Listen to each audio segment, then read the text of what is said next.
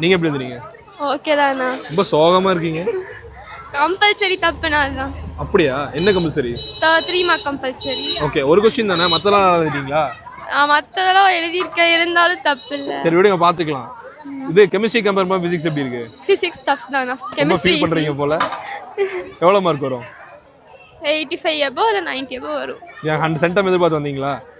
சரி விடுங்க, பாத்துக்கலாம். 1 மார்க்லாம் எப்படி எழுதுறீங்க? 1 மார்க்ஸ்ல ஈஸியா தான் இருந்துச்சு. ஓகே, 3 மார்க் கம்பல்சரி மட்டும் தான் கஷ்டம். 3 மார்க்ஸ் ஃபுல்லாவே கஷ்டம் தான். எல்லா 3 மார்க் கஷ்டமா? எழுதி இல்ல, நான் ஏதோ ஒரு அளவுக்கு தான். நல்லா எழுதுறீங்களா இல்ல கஷ்டமா? கஷ்டம். நான் 3 மார்க் எல்லாம் கஷ்டம். அப்புறம் எல்லாமே புக்கு இந்தா வந்துருந்துச்சு 3 mark. Okay, so book back questions எல்லாமே உள்ள இருந்து கேட்டிருக்காங்க. உள்ள இருந்து. ஓகே, எவ்வளவு 3 மார்க் கஷ்டமா இருந்தது?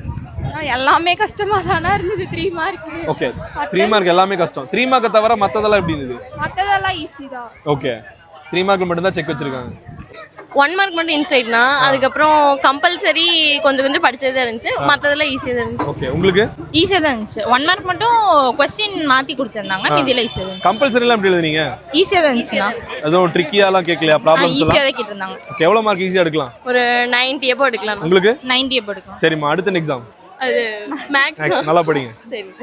ஓகே, சென்டம் எடுக்கிறது கஷ்டம் தான். அப்போ கொஞ்சம் கஷ்டம் தான். ஓகே, கட் ஆஃப் குறையணும். கட் ஆஃப் குறையணும், அப்பதான் நல்ல காலேஜ் கிடைக்குமா?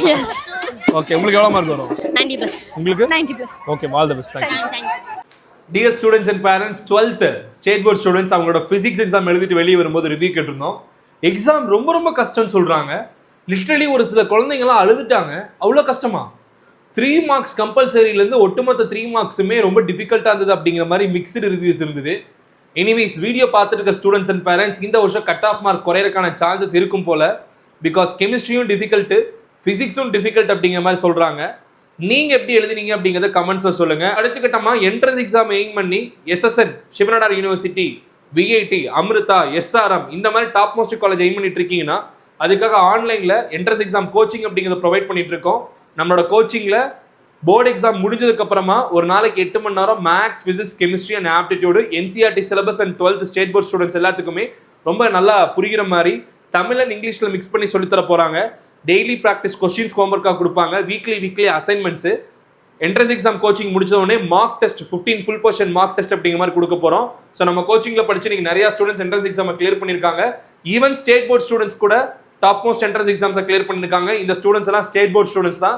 நீங்களும் நம்ம கோச்சிங்கில் ஜாயின் பண்ண நினைக்கிறீங்கன்னா இதான் எங்களோட வாட்ஸ்அப் நம்பர், இதான் எங்களோட ஃபோன் நம்பர். இதுக்கு கால் பண்ணுங்க, நான் வாட்ஸ்அப்பில் மெசேஜ் பண்ணுங்க.